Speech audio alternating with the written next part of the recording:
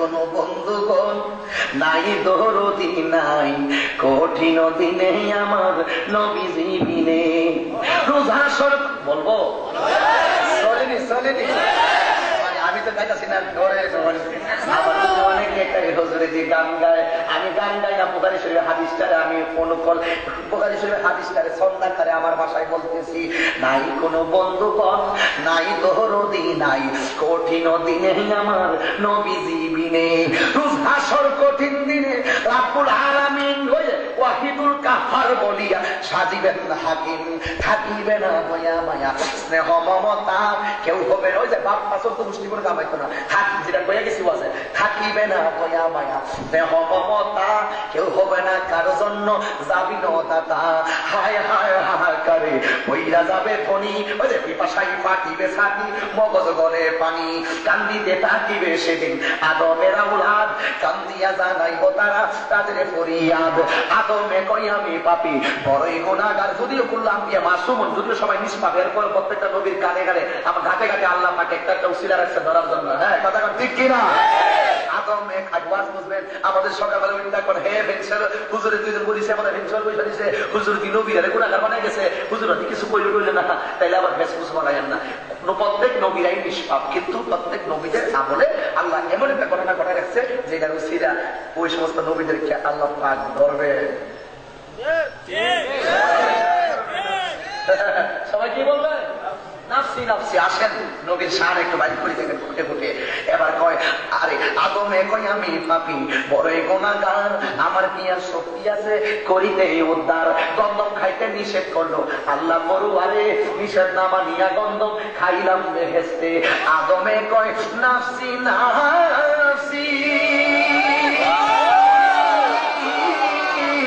আমি গন্ধম খাইয়া যেন ভুল করিলাছি গো। আদমে কয় নাফসি আরে আমি গন্ধম খাইয়া যেন ভুল করিলাছি গো, আমি অপরাধী হইয়া গেলাম পারবো না সেই কারণে, কঠিন দিনে আমার নবীজি বিনে, কঠিন দিনে আমার নবীজি বিনে। আরে আদমে কয় আমি পাপী বড়ই গুনাহগার, আমার কি আর শক্তি আছে করিতে উদ্ধার? আরে এই মুহূর্তে যাও না তোমরা সামনে দৌড়াইয়া, সামনেতে নূহ নবী রইয়াছে দাঁড়াইয়া। নূহ বলে আমি পাপী বড়ই গুনাহগার, আমার কি আর শক্তি আছে করিতে উদ্ধার? চার ছেলে দিল আমায় আল্লাহ পরুয়ারে, হাম শাম ইয়াসিন, কেনার নাম কি ধরে, কেনার নামের যে ছেলেটা আমার ঘরে হইয়া আমার কথা না মানিয়া গেছে বেঈমান হইয়া। আল্লাহ যদি আজকে আমারে কই নূহ নবী রে তোরে আমি নবী কইরা পাঠাইছিলাম, সবারে বুঝাস না বুঝাস ঠিক আছে, তোর নিজের ফুলাটারে কিলে লাইনে আনতে পারলি না, তইলে আমি আল্লাহর দরবারে কি জবাব দিব? এই জন্য আমিও পারতাম না, আমিও কান্দি নফসি নফসি, আমার দ্বারা সম্ভব না। এই মুহূর্তে যাও না তোমরা সামনে দৌড়াইয়া, সামনেতে ইব্রাহিম নবী রইয়াছে দাঁড়াইয়া।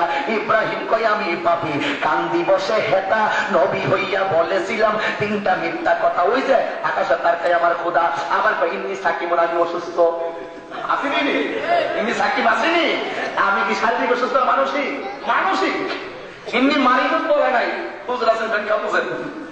হ্যাঁ, আল্লাহ যদি কয় তুই মিথ্যা কথা বুঝতে গেলে যেটা হোক না হোক, কিন্তু কথাটা তো মিথ্যা, এই জন্য আমি আল্লাহর দরবারে কি জবাব দিব? যদিও এই কথাটা সত্য কথা, বড় ঘটনা বলতে গেলে 1.5 ঘন্টা লাগবে, বললাম না। ইব্রাহিম কয় আমি পাপী কান্দি বসে হেতা, নবী হইয়া বলেছিলাম তিনটা মিথ্যা কথা। আরে ইব্রাহিম কয় নাফসি নাফসি, আমি মিথ্যা কথায় যেন ভুল করে রাসি গো। ইব্রাহিম কয় নাফসি নাফসি, আমি মিথ্যা কথায় যেন ভুল করে রাসি গো, আমি অপরাধী হইয়া গেলাম পারবো না সেই কারণে, কঠিন দিনে আমার নবীজি বিনে, কঠিন দিনে আমার নবীজি বিনে। আরে ইব্রাহিম কয় আমি পাপী বড়ই গুনাহ, কষ্ট হচ্ছে, আমার কি আর শক্তি আছে করিতে উদ্ধার? এই মুহূর্তে যাও না তোমরা সামনে দৌড়াইয়া, সামনেতে গরম নবী রইয়াছে দাঁড়ায়, নবীরা মুসা কালিমুল্লাহ, যে মুসা আজরাইলের থাপ্পড় মাইরা সব পালায় দিছে। মুসা বলে আমি পাপী বড়ই গুনাহগার, আমার কি আর শক্তি আছে করিতে উদ্ধার। মুসা বলে আমার সাজা দুজখের আগুন, আমি নবী হইয়া একটা মানুষ কইরাছিলাম খুন। এই খুনের কথা কইতে 1.5 ঘন্টা লাগবে, এত বড় ওয়াজ করবো কেনা? এমন একটা বিষয় দিচ্ছে 5 ঘন্টা শেষ, এমন বিষয় 5 ঘন্টা শেষ নাই, হিসাব শুধু বাইরে বাইর। ইব্রাহিম মুসা বলে আমার সাজা দুজখের আগুন, আমি নবী হইয়া একটা মানুষ কইরাছিলাম খুন। আসলে খুনটা আল্লাহর ইশারাই ছিল, গুনাহগার হবে না, বেঈমান রে খুন করছিল। এবার মুসা বলে নাফসি নাফসি, আমি খুন কইরা যেন ভুল কইরাছি গো, আমি অপরাধী হইয়া গেলাম, পারবো না সেই কারণে কঠিন দিনে আমার নবীজি দিনে। হাত তুলে কোনা সুবহানাল্লাহ। মুসাই বলে আমি পাপী বড়ই গুনাহগার, শেষ করুননি, শেষ করুননি, বেহেশত যাই দিবনি। নবীর সঙ্গে থাকতে চান কিনা? আল্লাহকে দেখতে চান কিনা? আল্লাহকে দেখা পর্যন্ত ইনশাআল্লাহ ওয়াজ চলবে।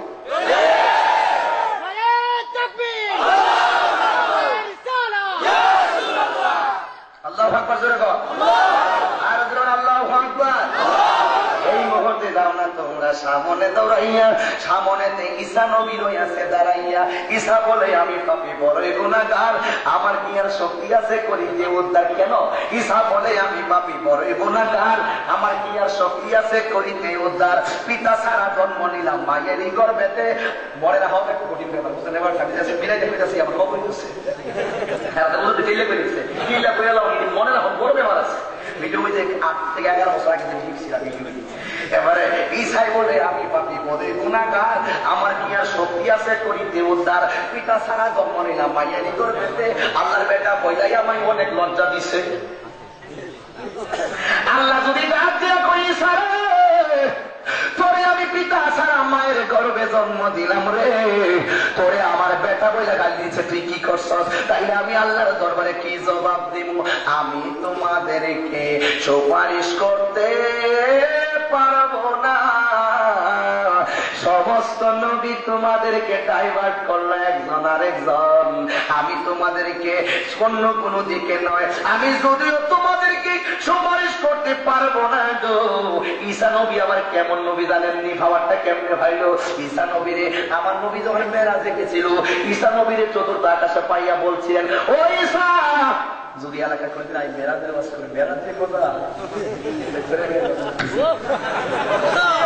ভালোবাসার শীত আমি হারিয়ে ফেলেছি, আজ আমি বড় একা হয়ে গেছি, আজ আমি বড় একা হয়ে গেছি।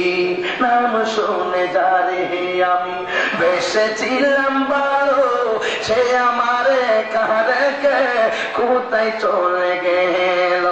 রায়হান সার প্রেমের মালা গলেতে পড়েছি, রায়হান বাবার প্রেমের মালা গলেতে পড়েছি, আজ আমি বড় একা হয়ে গেছি, আজ আমি বড় একা হয়ে গেছি। মারহাবা। ঈসা বলেন ঈসা আলাইহিস সালামকে মেরাজে একটু প্রিয় দিন, আমার একটা প্রশ্ন থাকতো। ঈসা